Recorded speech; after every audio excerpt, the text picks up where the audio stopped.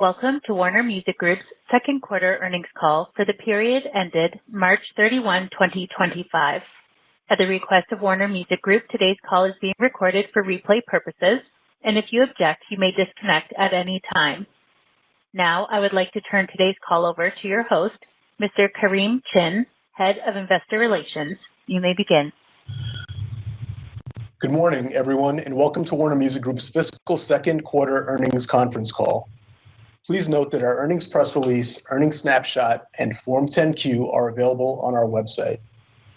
On today's call, we have our CEO, Robert Kyncl, and our departing CFO, Bryan Castellani, who will take you through our results, and then we will answer your questions. Before our prepared remarks, I'd like to refer you to the second slide of the earnings snapshot to remind you that this communication includes forward-looking statements that reflect the current views of Warner Music Group about future events and financial performance. We plan to present certain non-GAAP results during this conference call and in our earnings snapshot slides, and have provided schedules reconciling these results to our GAAP results in our earnings press release. All of these materials are posted on our website. Also, please note that all revenue figures and comparisons discussed today will be presented in constant currency unless otherwise noted. All forward-looking statements are made as of today, and we disclaim any duty to update such statements. Our expectations, beliefs, and projections are expressed in good faith, and we believe there is a reasonable basis for them. However, there can be no assurance that management's expectations, beliefs, and projections will result or be achieved. Investors should not rely on forward-looking statements because they are subject to a variety of risks, uncertainties, and other factors that can cause actual results that differ materially from our expectations. Information concerning factors that could cause actual results to differ materially from those in the forward-looking statements is contained in our filings with the SEC. And with that, I'll turn it over to Robert. Thanks, Kareem, and hello, everyone. While you were waiting, you just heard new tracks from Rosé and Don Toliver, both featured in the hotly anticipated F1 movie. The blockbuster Apple film, starring Brad Pitt, will be released in June. Its soundtrack will add to our run of hit albums for movies, such as Barbie and The Greatest Showman.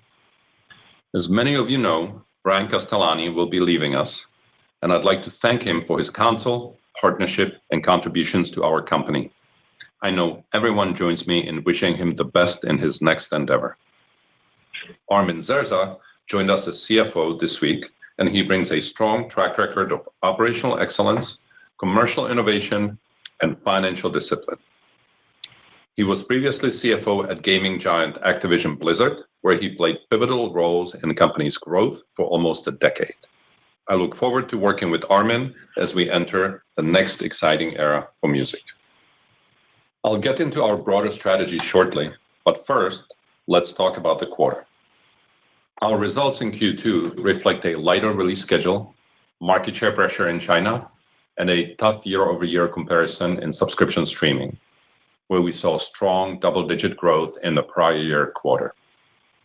As a result, the company's revenue increased 1% as recorded music revenue grew 1%, and music publishing revenue grew 3%. Within recorded music, subscription streaming grew 3%. Total company adjusted OIBDA decreased 1%, and adjusted OIBDA margin decreased 50 basis points. We recognize this is a moment of transition in the industry and for our company. Even so, we are very optimistic for many reasons, but three in particular. One, against the backdrop of global uncertainty, music is the most resilient art form and currently the least expensive. Two, the industry across music companies and DSPs is aligned behind driving growth through subscribers and price increases. And three, WMG has the right creative and commercial strategies in place, and we're sharpening our execution as we stay focused on our long-term growth and profitability. I'd like to dive deeper here and give you insight into the progress we're making across the three priorities we've previously shared: grow market share, grow the value of music, and become more efficient, freeing up more capital both for reinvestment and to drive greater shareholder return. I'll start with growing market share. From great new signings to returning superstars to timeless legends across genres and geographies, every aspect of our artist and songwriter development engine is heating up. With our investment activities also gathering pace, we're well positioned to take a bigger slice of the pie. In recorded music, our new talent is really shining through. From mega hits like Teddy Swims' Lose Control, the longest running top 10 song in the history of Billboard Hot 100, to Benson Boone's Beautiful Things, the #1 song in the world for all of 2024. The next wave of rising stars includes Alex Warren, whose hit Ordinary has topped the UK chart for 7 consecutive weeks and also rose to #1 on the Billboard Global 200. And Ovi on the drums, W Sound, whose La Plena is the biggest Latin song in the world, reaching #1 in 13 markets. There's also huge momentum behind artists like Marias, Somber, Raven Lene, and Forrest Frank. At the same time, our superstars continue to build momentum. Ed Sheeran's Azizam hit the top 10 in several markets, including the UK, in advance of his latest album, Play, which comes out in September. Rosé and Bruno Mars' APT spends his 27th week in the Spotify Global Top 5, and Bruno Mars' record-breaking duet with Lady Gaga, Die With A Smile, currently sits at #1 for the 29th week. And we have more #1s across established markets with domestic artists like SCH in France, Province in Germany, Gang Parade in Japan, and many more. We're also seeing real progress in high-growth markets such as MENA, Nigeria, and India, where we've meaningfully increased our market share in an environment where monetization is rapidly shifting towards paid streaming. We recently signed a promising new deal with highly regarded entrepreneur Anjula Acharya to help break artists of South Asian heritage in North America. I've known Anjula since my days at Netflix, and I partnered with her at YouTube, and I'm very excited to be working with her again. Our legendary catalog also consistently performs. We recently commanded nearly half of the top 50 best-selling albums for Record Store Day in the US, the biggest vinyl sales day of the year. Classic tracks continue to resurge and impact today's culture. For example, Wale's 2013 single Love Hate Thing went viral on TikTok and saw streams rise more than 6,000% over 7 weeks. In music publishing, Warner Chappell swept Billboard's Publishers Quarterly for the first time, taking the #1 spot on the radio airplay, Hot 100 songs, and country airplay charts. Composer Daniel Blumberg won the Best Original Score Oscar for The Brutalist, and we continue to make exciting new signings, including superstar DJ Diplo and reggaeton star Yandel.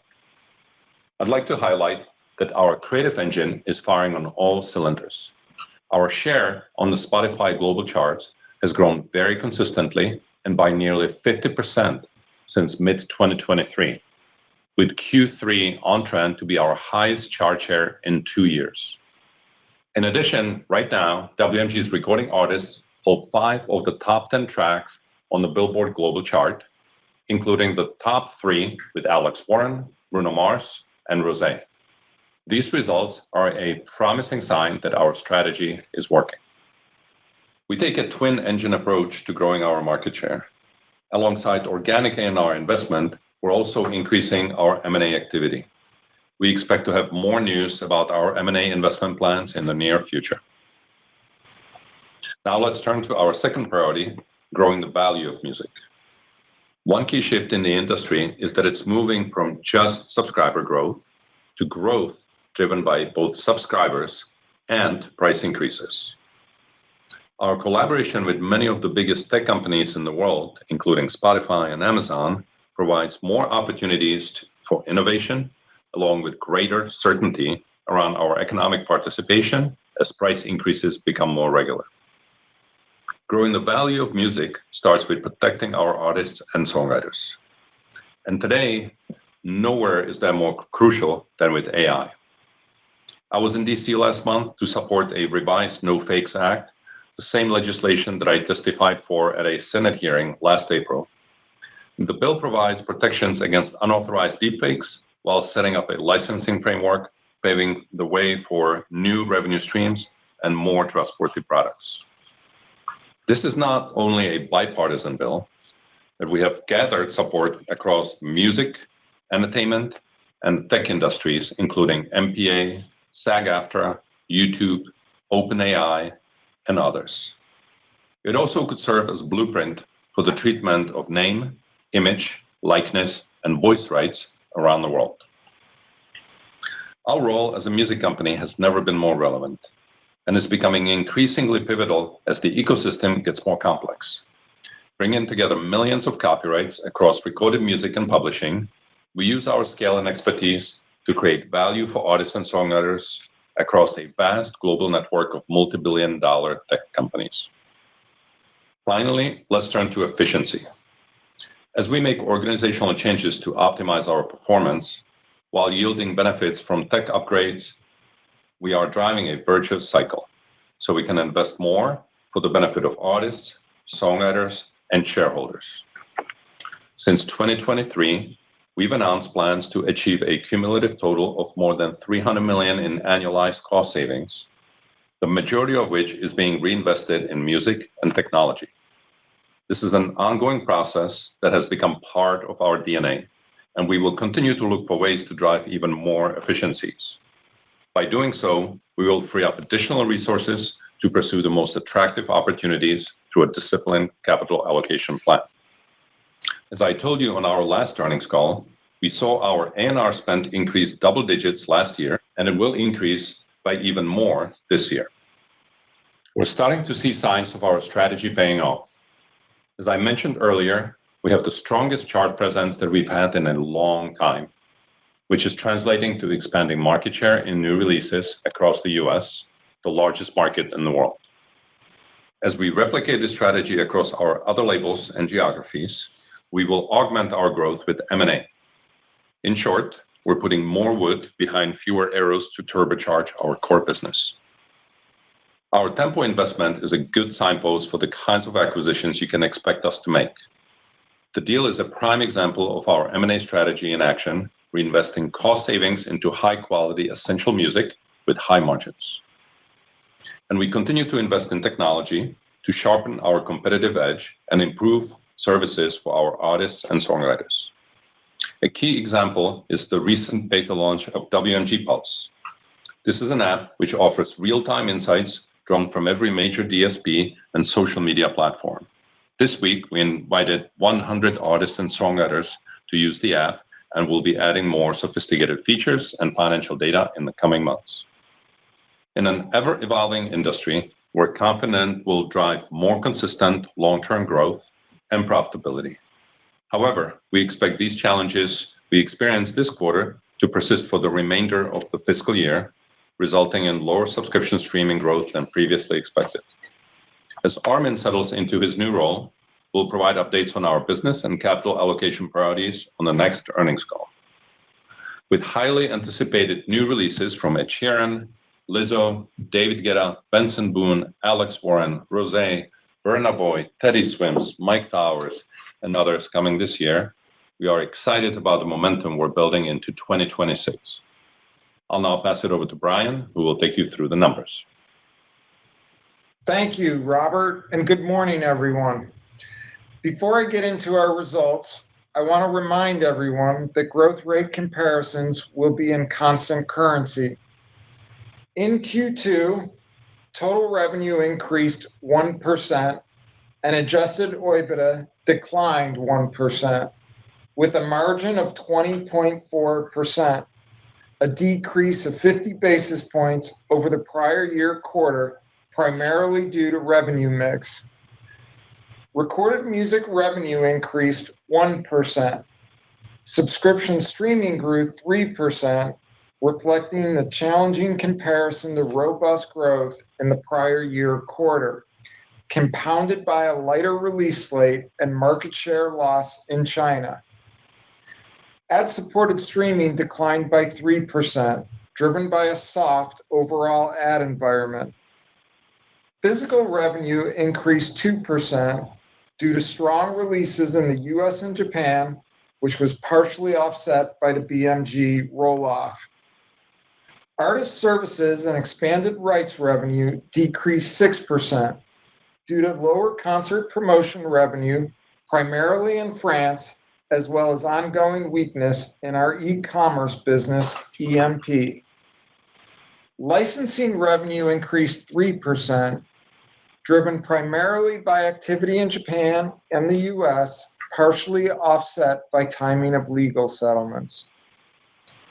Recorded music adjusted OIBDA increased 1%, with a margin of 23%, an increase of 10 basis points. Music publishing total revenue increased 3%, while streaming revenue increased 2% due to the impact of digital deal renewals, primarily in the US. We had a tough comparison against the prior year quarter, which saw robust streaming revenue growth of 29%.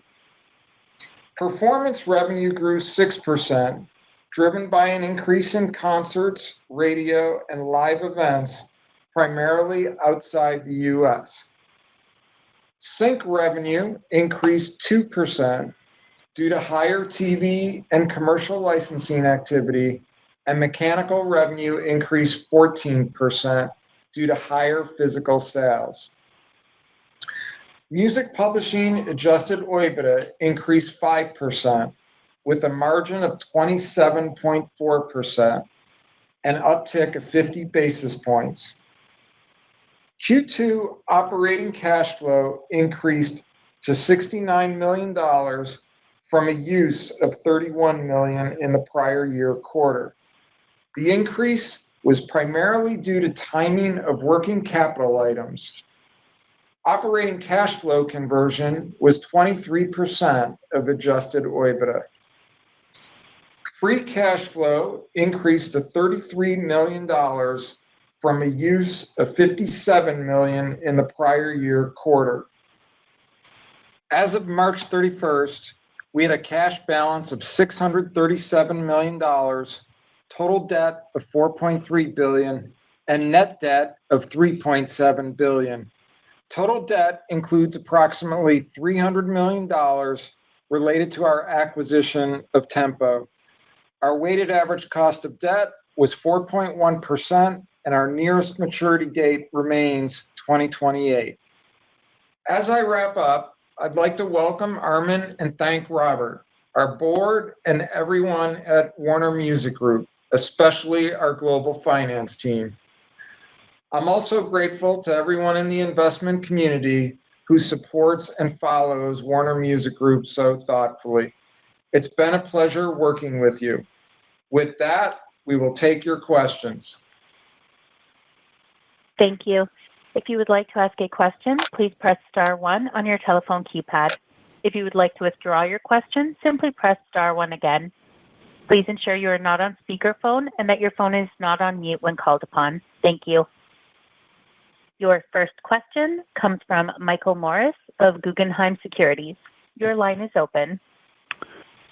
Thank you. Good morning. I want to ask a big picture question to start. Robert, given the challenging quarter that we had and the limited visibility, what confidence can you give investors, to reinforce why you think Warner Music remains attractively positioned with an opportunity to return on a path to the growth goals that you have put out?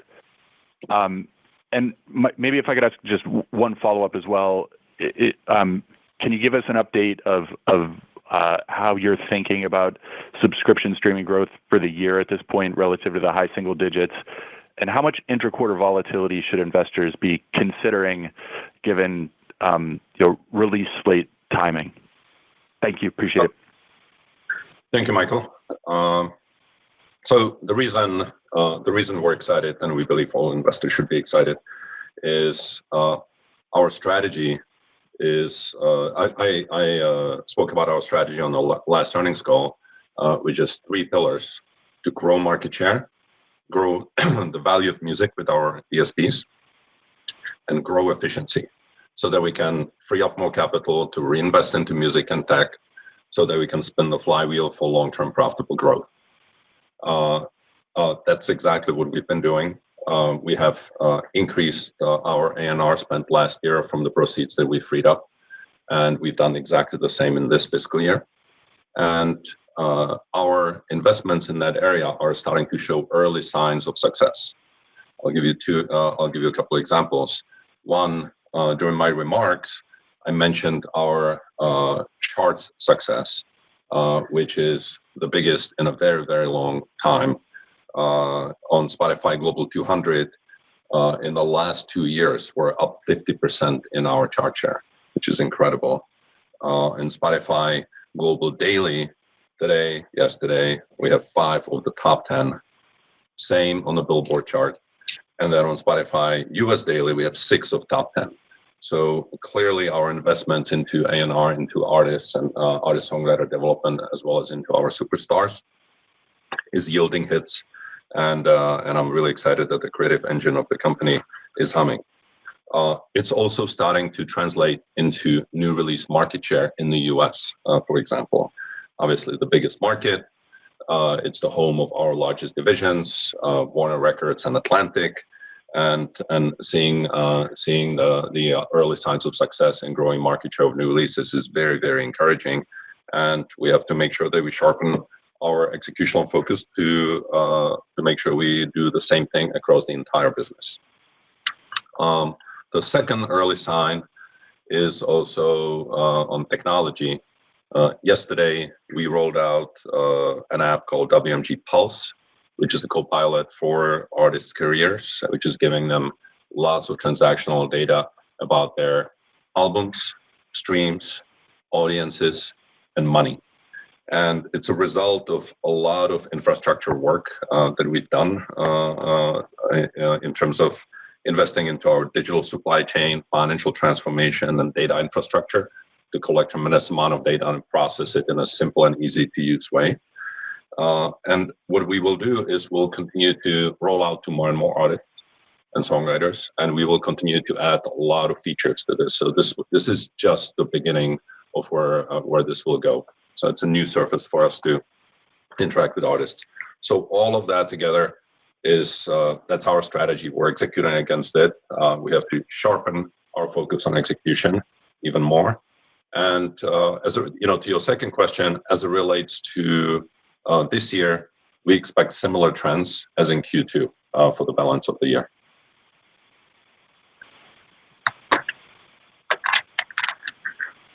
The next question comes from Benjamin Black with Deutsche Bank. Your line is open. Great. Good morning. Thank you for taking my questions, Robert. So, from the outside looking in, it would appear that, at least some of the heavy lift has been completed as it pertains to your deals with some of your larger distribution partners, at least here in the near term. And, if I'm wrong here, certainly please correct me. But, I'd be interested in if you could dig a little bit more into sort of your strategy to grow global market share. How do you think about scaling your presence in some of the faster growing emerging markets? And, how do you bring some of, the success you're clearly seeing here in the US across your sort of global footprint? And then secondly, just on subscription streaming, just a quick clarification question. Curious to hear what exactly happened in China. Was it just release slate driven? And can you maybe expand upon so exactly what happened there and how big the impact was? And will that persist for the balance of the year as well? Thank you. Sure. Thank you. So yes, indeed, it's a heavy lift, as you said, and it's a stated strategy to increase the value of music through greater certainty around rates and alignment with our biggest partners. As I said last time, we've been making great progress on it. Our job isn't done yet. We continue to work through it, and also as we achieve it, it takes time for it to percolate through the agreements and go into effect. But it is a core pillar of our strategy, and we're executing against it. And and we're very encouraged by the collaborative nature with our largest partners. As relates to developing markets, we have some great success, great leadership in places like Mexico and Brazil, 2 of the top 10 global markets, and also high growth markets. So we've been doing a great job driving growth over there. And we have some more opportunities in other parts of the world. You're asking specifically about China. That is a big opportunity, obviously. We have a new head of Asia starting in 2 months, who will play a pivotal role in helping us drive growth around the largest markets in Asia. And in terms of the current impact from China, we expect the same trend to continue for the balance of the year.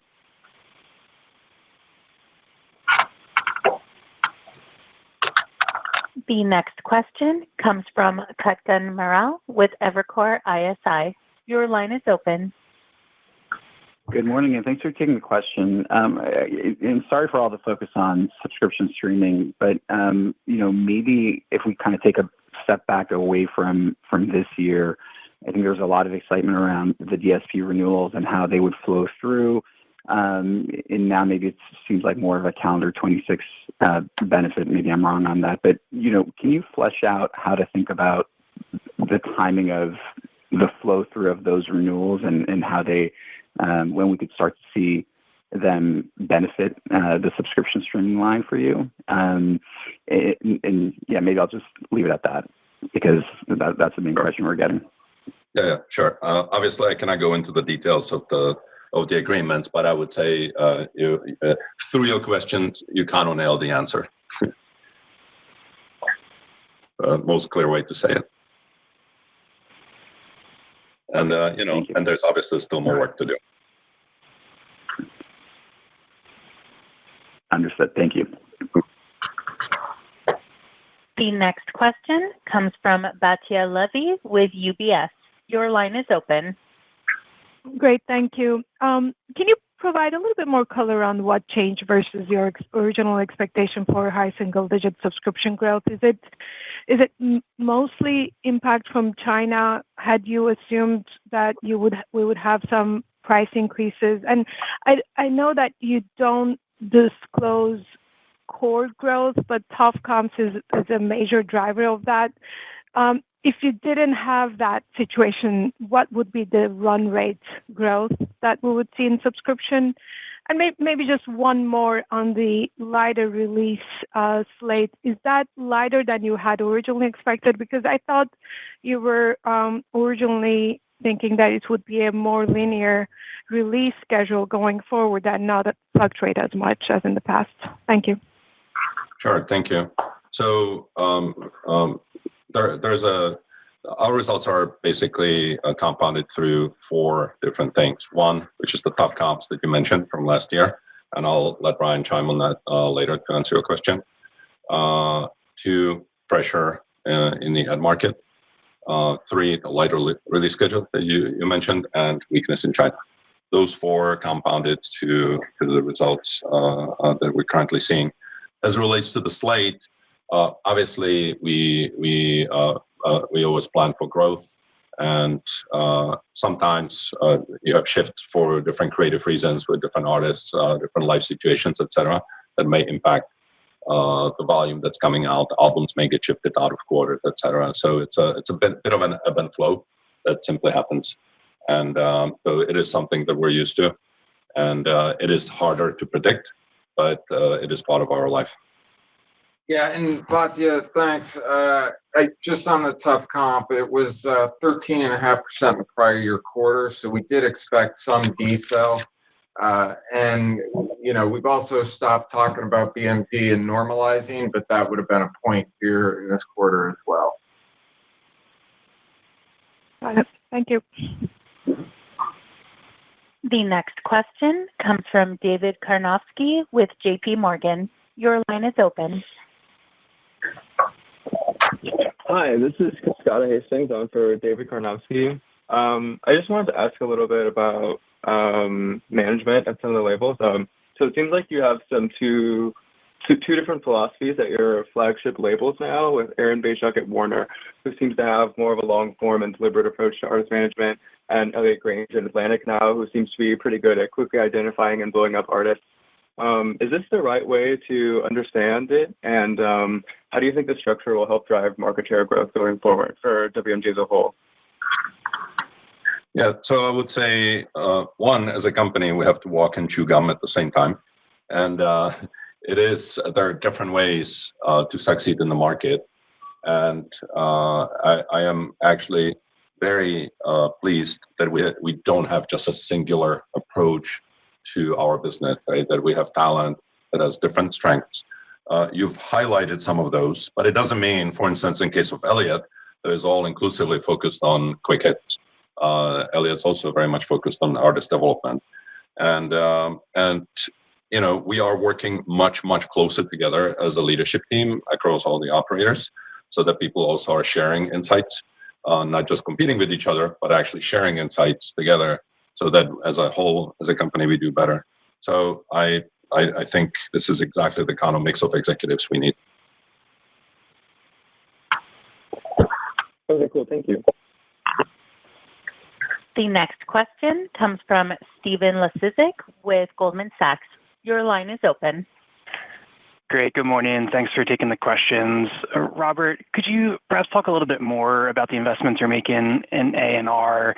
I'm curious what genres or markets you see the most opportunity in. Maybe how should we think about any near-term, long-term goals you have on market share for Warner? And then to what extent could we expect A&R expense to increase? I think you mentioned up more than double digits last year. Any context there would be helpful. And then maybe related to that, for Brian, I'd be curious just to get your latest thoughts on puts and takes on the outlook for margins this year. You have cost efficiency is the A&R investment, and then FX, which I know has been moving a bit in both directions. Would just be curious of any thoughts you have on that front. Thank you. Sounds good. Thanks, Stephen. So let me take the first one on the investments focus. We've been spending a lot of time on capital allocation. And by the way, also with Armin starting, we'll also continue to do that, over the next quarter and make sure we really sharpen our focus on that. And the best way to think about it is that we evaluate the world based on global value of local repertoire and think about where we get the most bang for the buck in the near and the long term. And so there's two different ways to look at the world: country lens or repertoire lens, and we're starting to shift way more towards the repertoire lens. So that really drives how we think about the world, how we think about resourcing, and how we think about more sharpened capital allocation. And Stephen, it's Brian. On margins, in the quarter, what we pointed to was the revenue mix. The lower streaming growth, of course, translated to lower margin for us. And just to point out, if you exclude WMG, our physical was up 15%, which was a bright spot. But again, that comes at lower margin. And then on the cost side, there were a couple things that create some quarter-to-quarter variability. We mentioned the continued reinvestment in tech, including the launch of the app.